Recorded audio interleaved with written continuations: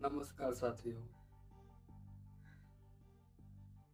अभी अभी अयोध्या राम मंदिर से जो चंदा घोटाला मामला था उस पे बहुत बड़ा अपडेट आया हुआ है। दोस्तों बता दें कि एसआईटी का रिपोर्ट जो प्राथमिक रिपोर्ट है वो 2 दिन पहले ही आ गया था, किंतु उसे पब्लिकली नहीं किया गया था। आज 26 जून को दोपहर में चंपत राय जो कि जनरल सेक्रेटरी थे ट्रस्ट के और अनिल मिश्रा जो ट्रस्टी थे, उन दोनों ने अपने पद से रेजिग्नेशन कर दिया है। मोरली रेजिग्नेशन उन्होंने कर। एसआईटी का जो रिपोर्ट है उसमें बहुत बड़े बड़े खुलासे हुए हैं, जिसमें कम से कम 70 से ज्यादा जो अफसर थे जो ट्रस्ट में काम करते थे, जो कराधीन थे, उनके ऊपर खतरे की घड़ी लटक रही है या वो संदिग्ध पाए गए। और इस मामले से जुड़े कई सारे पुख्ता सबूत भी एसआईटी के हाथ लगे हुए। एसआईटी ने 8 लोगों पर नामजद एफआईआर करते हुए उनको गिरफ्तार भी कर लिया है।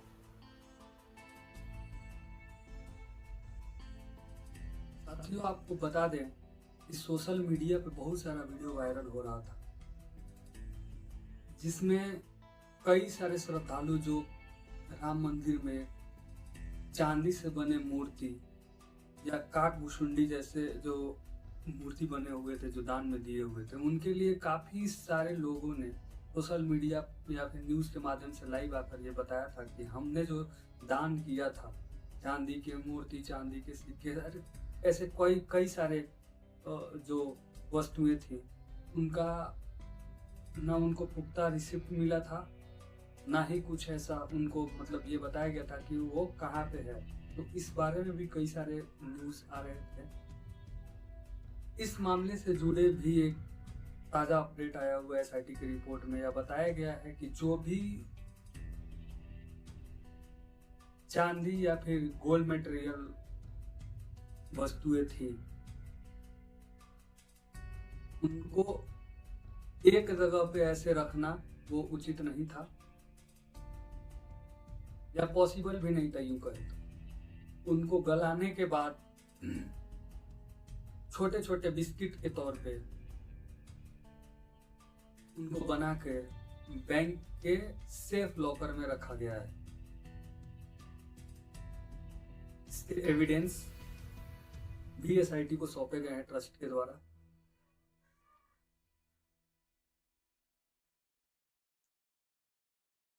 जो चिन्नू यादव था, उसका एक रिश्तेदार जो कई बार चोरी करते हुए सीसीटीवी कैमरे में दिखा है, किंतु ट्रस्ट के द्वारा उस पर कोई पुख्ता कार्रवाई नहीं किया गया। दोस्तों ये कार्रवाई क्यों नहीं किया गया, ये भी अपने आप में एक सवाल पैदा करता है।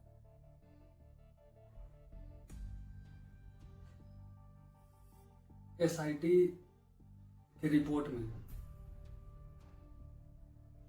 ट्रस्ट से जुड़े एक अन्य तथ्य की मांग की गई है, जिसमें यह बताया गया है कि इस जो पुराना ट्रस्ट जो मंदिर को संचालित करता था, उसको डिसॉल्व करके एक नया ट्रस्ट का स्थापना किया जाए।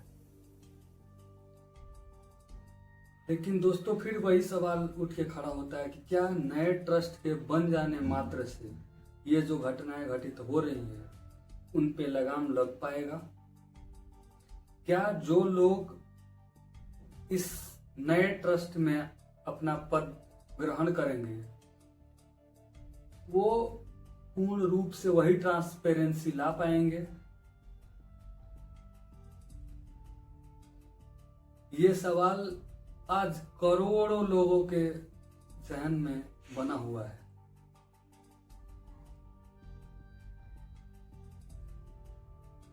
लेकिन दोस्तों ये बात भी है, इसको डिनाई नहीं किया जा सकता है कि एक नए ट्रस्ट की स्थापना क्यों आवश्यक है। क्योंकि एक नया ट्रस्ट जब आएगा, उसके ऊपर राम मंदिर संचालन का जो भार रहेगा, उसके अलावा एक और अतिरिक्त भार रहेगा कि जो पिछला ट्रस्ट था उसके ऊपर जो कलंक लगे वो इस नए ट्रस्ट के ऊपर उसका आंच ना आए। साथ ही साथ कुछ ऐसी भी मांगे होनी चाहिए, जैसे कि इस ट्रस्ट में जो भी जॉब से रिलेटेड कोई ऐसी ट्रांसपेरेंसी नहीं थी या फिर कोई ऐसा व्यवस्था नहीं था जिसमें हायरिंग के लिए आपके पास एलिजिबिलिटी टेस्टिंग हो। साथियों, एसआईटी के रिपोर्ट में यह पता लगा है कि हायरिंग का जो भी व्यवस्था देखा जाता था उसमें भाई भतीजावाद या रिश्तेदारवाद का काफी समर्थन है। जैसे कई सारे ऐसे लोग मिले हैं जो इस ट्रस्ट में हाई पोस्ट पे बैठे हुए, उनका रिश्तेदार, उनका भाई, उनका भतीजा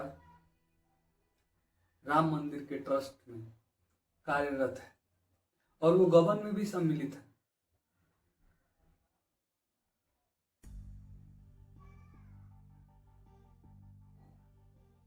हम बात करें चंपत राय और अनिल मिश्रा के रेजिग्नेशन की।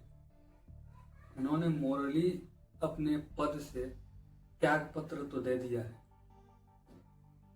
लेकिन क्या उनके त्याग पत्र देने मात्र से जो एसआईटी का इन्वेस्टिगेशन चल रहा है वो और तीव्रता से होगा?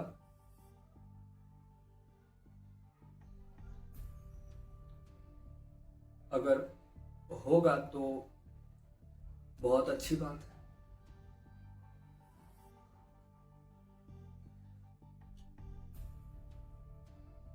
दोस्तों, एसआईटी ने इस ट्रस्ट के आंतरिक ऑडिट रिपोर्ट की भी जांच की थी,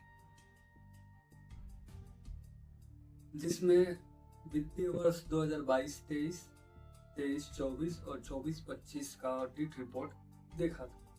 इसमें तमाम तरह की खामियों का सामने प्रकट हुआ है। एसआईटी ने अपने रिपोर्ट में यह भी बताया है कि यह ऑडिटिंग और जो मेंटेनेंस होता था वो बहुत ही निचले स्तर का देखा गया। आप इतने बड़े मंदिर को संचालित कर रहे हैं और अपने ट्रस्ट के अंदर ही इस तरह का व्यवस्था को स्थापित किए हुए, यह किस हद तक सही है?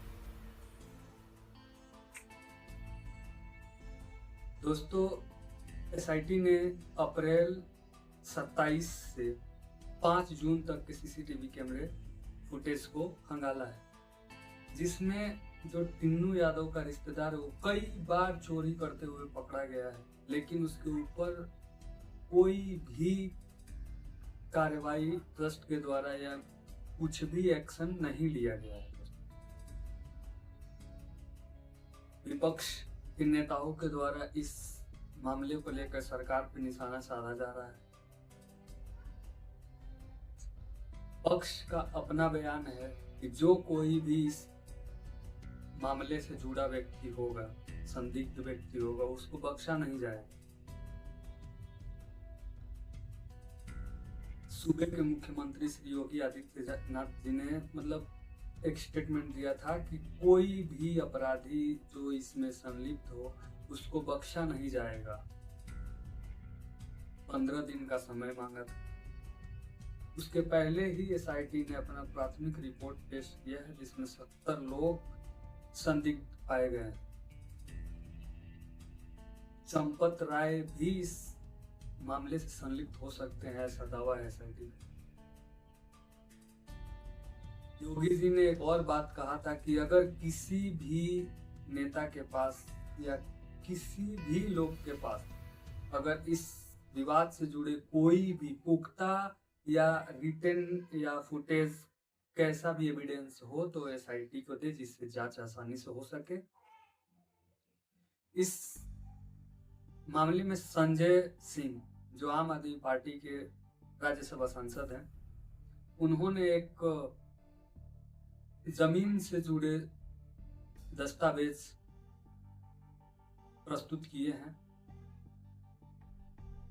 जो कि एलिगेशन लगाता है कि मंदिर द्वारा जो 2 करोड़ की जमीन है उसे कुछ मिनटों के बाद ही 15-16 करोड़ रुपए बढ़ा के 18 करोड़ में खरीदा गया। ये ऐसी मामला है जो करोड़ों हिंदुओं के आस्था से जुड़ा हुआ है। दोस्तों, ये बात कैसे भी हो, कुछ भी हो, लेकिन जो करोड़ों लोग भगवान राम में आस्था रखते हैं, वह बस इस बात के वजह से अपना मुंह तो नहीं मोड़ सकते हैं कि मंदिर का जो ट्रस्ट है, वो जो संचालन करता है, वो चंदा चोरी करके अपना एक तरह से व्यापार स्थापित किए हुए तमाम तरह के एलिगेशन लगाए जा रहे हैं। लेकिन अंत में मैं दोस्तों इतना ही कहूंगा, ये सारी चीजें अपनी तरफ हैं, लेकिन हम लोगों का आस्था, हमारा विश्वास श्री राम के प्रति जो अटूट रहा है वैसा ही रहना चाहिए। जो लोग भी इस मामले में दोषी हों, उनको जल्द से जल्द उनके ऊपर कार्रवाई करके उनको सजा दिलाने का काम सरकार और एसआईटी करे और एक ऐसा एग्जाम्पल सेट करे जिससे जो आने वाले नए ट्रस्ट की स्थापना हो उसमें ट्रांसपेरेंसी हो, उसमें जो भी हायरिंग का प्रोसेस हो वो ट्रांसपेरेंट हो, उसके बाद जो मंदिर का संचालन हो रहा हो वो ट्रांसपेरेंट हो, दान पात्र से निकाले गए रकमों और जो दान किए हुए धातुओं की वस्तुएं हैं उनको भी ट्रांसपेरेंसी में रखा जाना चाहिए।